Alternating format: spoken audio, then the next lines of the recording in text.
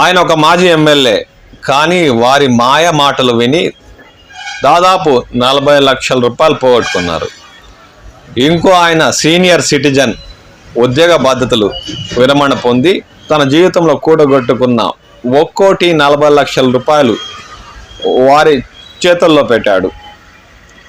ఇదంతా ఎందుకంటున్నానంటే, జీవితకాలంలో సంపాదించిన డబ్బులను ఈ సైబర్ కేటగాళ్లు క్షణాల్లో వారి ఖాతాల్లోకి మళ్లించుకుంటున్నారు. వారు ఏ విధంగా భయపడతారో, వారు ఏమి చూపించి వారిని అంతలా మాయ మాటలు చెప్పి ఏమారిస్తారో తెలియదు. కానీ పెద్ద పెద్ద తల పండిన వ్యక్తులు కూడా వారి చేతుల్లో మోసపోతున్నారు. దాదాపు లక్షలాది రూపాయలు వారి ఖాతాలకు తరలిస్తున్నారు.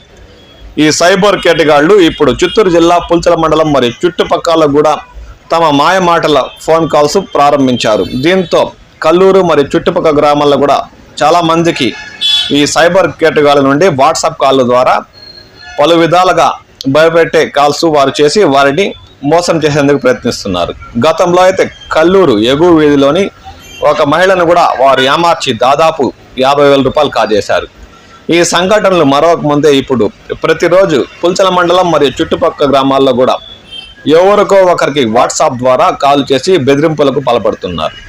కాబట్టి మిత్రులారా, మీకు ఎవరైనా వాట్సాప్ కాల్ ద్వారా చేసి మేము సిబిఐ అధికారులము, లేదంటే మేము మిమ్మల్ని డిజిటల్ అరెస్ట్ చేస్తాము, మీ పిల్లల్ని అరెస్ట్ చేశాము, ఇలా మాయ మాటలు చెప్తే నమ్మకండి.